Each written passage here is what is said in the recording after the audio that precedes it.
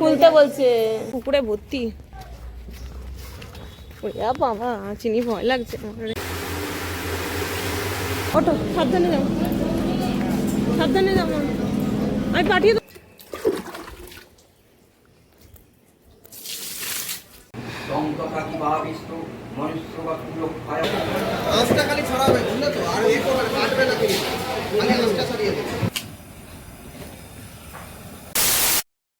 High everyone, good morning সকলকে। আমার নতুন একটি ব্লগে তোমাদের সকলকে স্বাগত। আজকে আমার বাড়ির থেকে আসছে আমার মা আমার শ্বশুর বাড়িতে, তার জন্য সকাল সকাল আনতে গিয়েছিলাম। ওই দেখো মাকে নিয়ে নিলাম গাড়িতে, আর তারপরে যে মিষ্টি কিনে আমি ঘরে যাচ্ছি। খুলতে বলছে। এই তুই কে রে? তুই কে? ওর নাম কি? ওর নাম কি? জগাই। জগাই এসছে।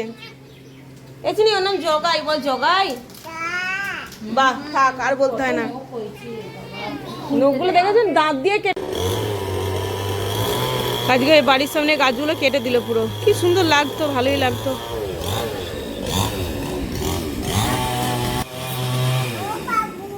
হ্যাঁ বাবু। এই যে চিনির জন্য আমার মা এনেছে একটা ক্যাডবেরি এনেছে চকলেট। তো ওই চকলেটটা চিনি চেটে চেটে খাচ্ছে, তাই আমার মা বলছে যে এরমভাবে খেতে হয় বনু। তো ও তো ওরকমভাবেই খেয়ে যাচ্ছে। যাও তোমরা থাকো। ঠিক আছে যাও, বলো। ঠিক আছে বলো।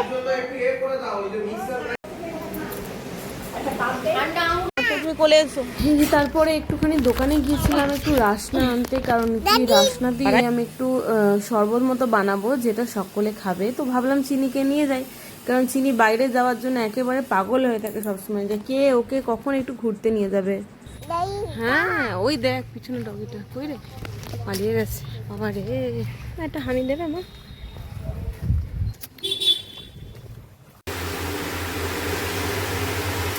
আর এখানে আমার মা রান্না করছিল পটল আলুর তরকারি আর ডাল। বলতে আমি এই কদিন একদমই ভ্লগ দিতে পারিনি, কারণ বাড়িতে যে সমস্যা চলছিল, যে দুঃখের টাইম যাচ্ছিল, তার মধ্যে থেকে সব কিছু করাটা পসিবল হয়ে ওঠে না। তো আমি ছোট ছোট ক্লিপস তুলে রেখেছি।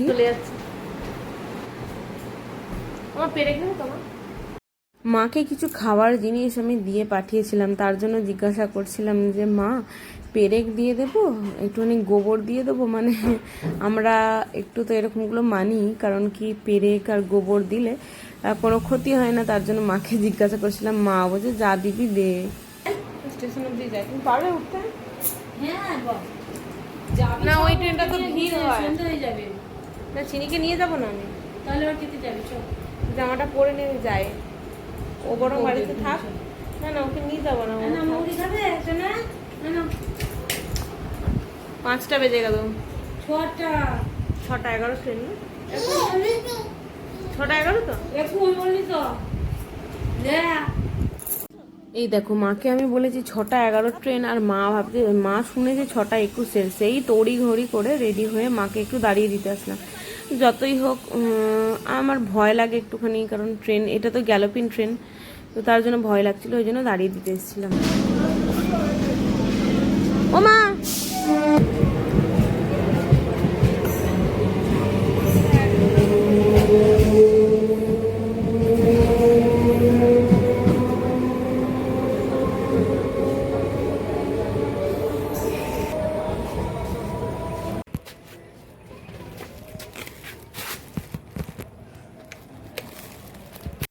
মানে আমি খই ছানা দিয়ে আর খই দিয়ে খাচ্ছি।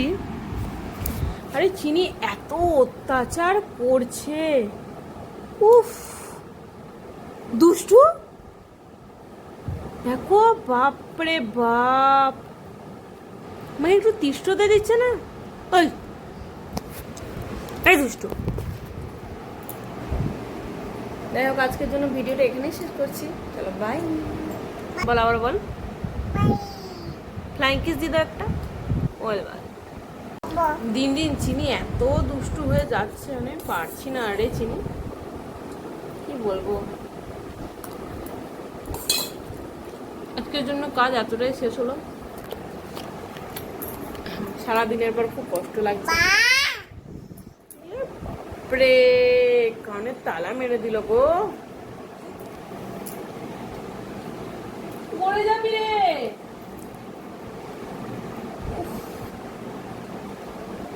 চলো আজকের জন্য ভিডিওটা এখানেই শেষ করছি। Bye. Hi everyone, good morning and welcome back to my channel. আমার নতুন একটি ব্লগে তোমাদের সকলকে স্বাগত। এইটা ছিল পরের দিন, মানে এই দিনটা ছিল শনিবার, আর তখন বাজে সকাল মোটামুটি ওই 8:30 মতো। তো সকাল সকাল ভাবলাম যে ছাদটা একটু ধুয়ে পরিষ্কার করে নিই, তো তার জন্য স্নান টান করে ছাদটা একটু পরিষ্কার করতে এসেছিলাম। ভাবছি এই ছাদটা একটু ধুয়ে দেবো, এখানে হরিনাম হওয়ার কথা আছে। চলো ধুয়ে নিই, তারপর বাজার যেতে হবে মাছ কিনতে। চলো। গতকালকে কিছু জামা কাপড় পরেছিলাম, তাতে মানে সেটা ছিল তাঁতের কাপড়, তাতে ছিল প্রচণ্ড মার। সেই মারগুলো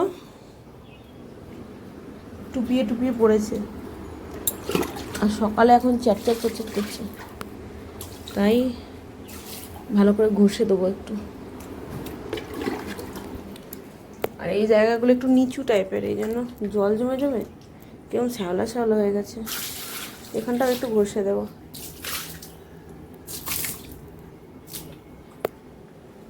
চলো করে নিই। এই ছাদটা হলো, পরের ওইদিকের ছাদটা ধুচ্ছি এখন। এক প্রকার হলো, জামা কাপড়গুলো শুকাতে দিলাম।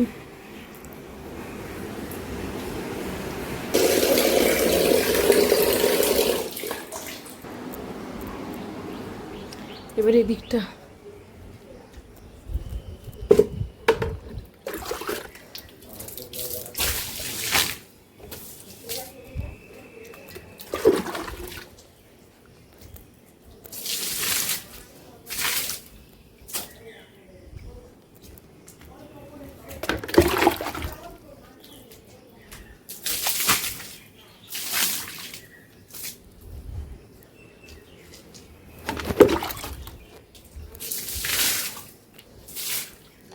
ঝাঁটা দিলে ভালো হবে, কিন্তু স্পেসিফিক না ছাদের জন্য কোনো ঝাঁটা নেই, প্রচুর কাদা। ভালোভাবে ধুতে গেলে অনেক জল লাগবে, কিন্তু এখন থাক, এই এতটাই থাক। চিনি এখন ঘুমাচ্ছে। চিনি এমন ঘুম থেকে উঠে চোখটা খুলবে আর ওর রাজ্যের কথা, মানে কোথায় ডাডি মানে ডগি, কোথায় ম্যাও ডাকছে, মানে ক্যাট ডাকছে, ম্যাও ম্যাও করতে শুরু করে দেবে। মানে এত অ্যাক্টিভ সবসময়, মানে ঘুম থেকে উঠে মানুষের কি হয়, আমার তো এরকম হয় খানিকক্ষণ, আমি তো চোখ বুজে হাঁটি খানিকক্ষণ, ওর ওসব হয় না, ও একদম এরকম ঘুম থেকে উঠে। তো এই দিনকে কিছু মাছ লাগতো, মানে কাজকর্মের আজকে দ্বিতীয় দিন ছিল, তো এর জন্য মাছ কিনতে যাবো বলে চিনিকে আমি খাইয়ে দিলাম। তো তারপর এই যে মাছ কিনতে চলে গিয়েছিলাম, নিয়েছিলাম ইলিশ মাছ।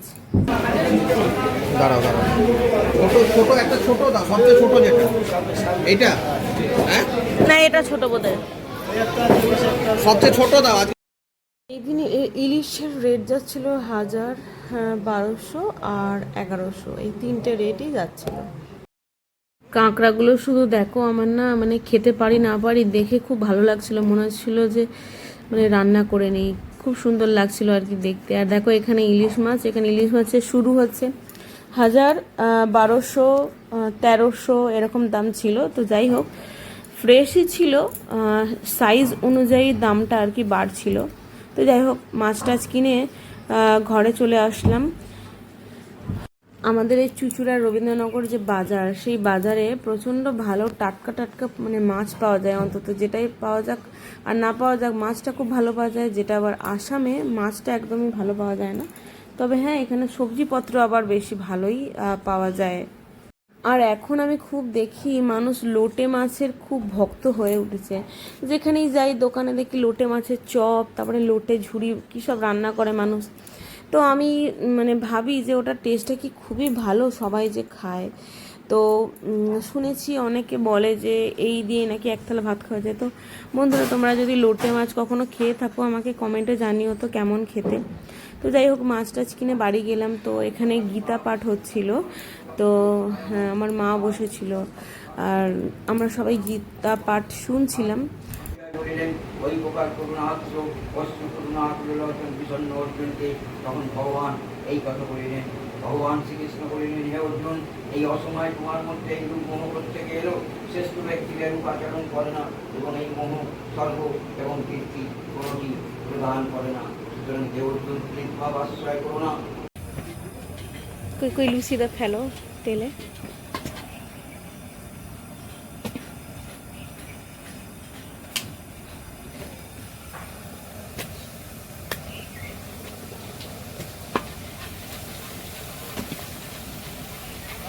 হ্যাঁ, কাজের আর শেষ হয় না। দুপুরে খাওয়া দাওয়ার পরে আবারও বেরিয়েছিলাম একটু বাজারে। তো যেতে যেতে দেখলাম পিছনের মানে ব্যাকগ্রাউন্ডটা কি ভালো লাগছে। এই যে আকাশটা পুরো নীল নীল লাগছে আর গাছপালাগুলো কত সবুজ লাগছে, বেশ সুন্দর মানাচ্ছে। তো চলো আজকের জন্য বাই।